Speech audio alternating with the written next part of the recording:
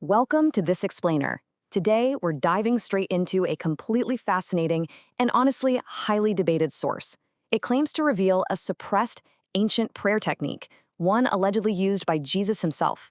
Whether you're a history buff or just curious about the intersection of ancient mysticism and quantum theory, this source offers a really mind-bending perspective. So, let's unpack its core arguments, its historical claims, and the exact formula it outlines. The source hooks us right out of the gate with a huge, profound question. Why exactly did the miracles stop? The dramatic healings and massive divine interventions we read about, why do they seem completely vanished in our modern age? Well, the provocative answer we're exploring today is that they didn't just naturally fade away. Instead, the specific technique to perform them was deliberately hidden from us. So let's look at what the source calls the secret to miracles, which it claims is this suppressed formula. According to the material, a massive shift happened around 325 AD, right around the time of the Council of Nicaea. The argument is that early religious institutions basically altered the whole concept of prayer. They turned it into a petition. That's where we humans beg a distant God from a position of total lack, right? Like, please give me this. But in stark contrast, the source claims the original, highly effective technique was actually a declaration. It was this incredibly powerful statement of unity and gratitude for a miracle that in the invisible realm was already totally complete. That brings us to our next major theme here: lost translations and mysticism. To reconstruct this lost knowledge, the source turns to ancient Gnostic texts. These were discovered in Egypt back in 1945 and were actually excluded from standard canonical Bibles. Take the Gospel of Thomas, for example. It says, "If you bring forth what is within you, what you have will save you." The explainer argues this isn't just pretty, poetic language. No, it's presented as a literal, technical instruction. The idea is that the kingdom of God isn't some external destination you arrive at eventually. It's an already present internal creative power. Building on that exact idea, the source leans heavily into the Hebrew mystical tradition of Kabbalah, specifically this fascinating concept called kavana. Kavana is essentially the specific intention and consciousness behind a prayer. Think about it. How often do we just go through the motions and mumble words in our daily routines? Well, these ancient mystics understood that mere words do absolutely nothing on their own. It's your state of being, your kavana, that actually manifests reality. It transforms spoken words into literal acts of creation. And this completely shifts everything when we look at the original Aramaic language Jesus actually spoke. The word, translated as father in English, is Abun. But here's the kicker. Abun does not mean a patriarchal figure sitting on a distant throne.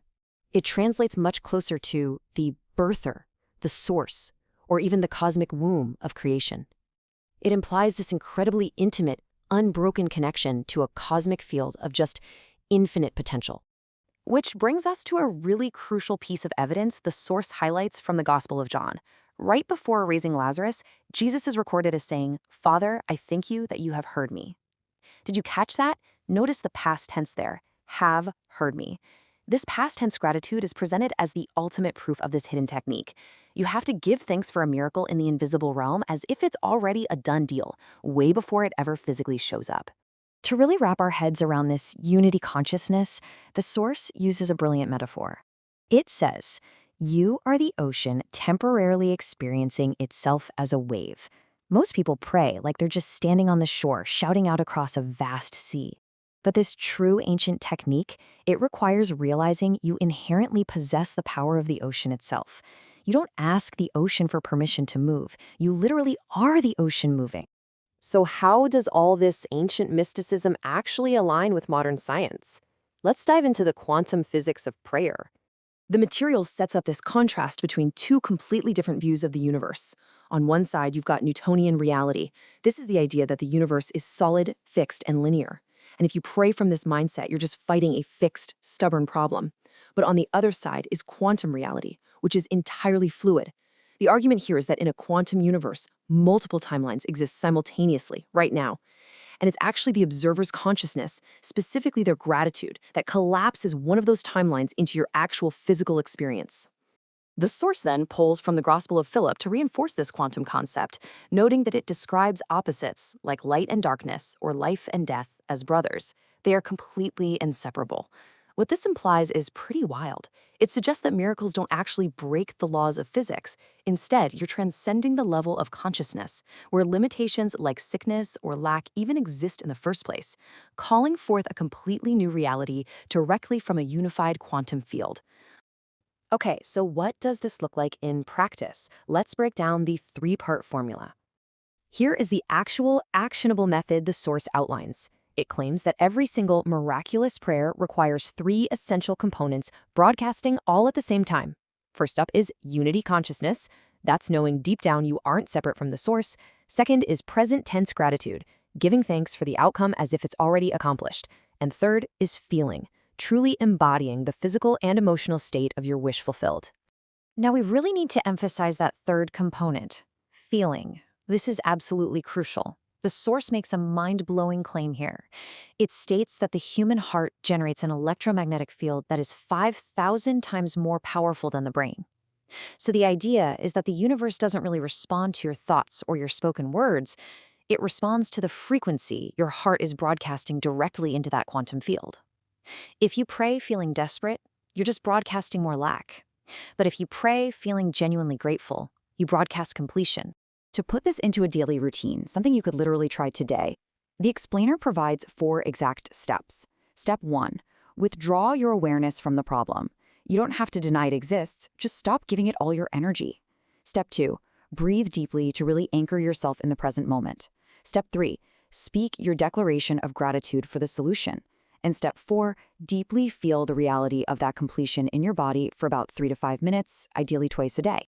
Of course, it's not always that easy, which brings us to overcoming the gap of doubt. There's an obvious real-world challenge here, right? What happens when you do all this, you open your eyes, and your physical circumstances haven't changed one bit? The source calls this the gap. It's that super vulnerable space between the invisible realm and the physical manifestation, where doubt naturally creeps in. But the trick, supposedly, is that instead of fighting the doubt, you have to practice living from the end. You have to walk, talk, and make decisions right now as if the miracle has already fully occurred.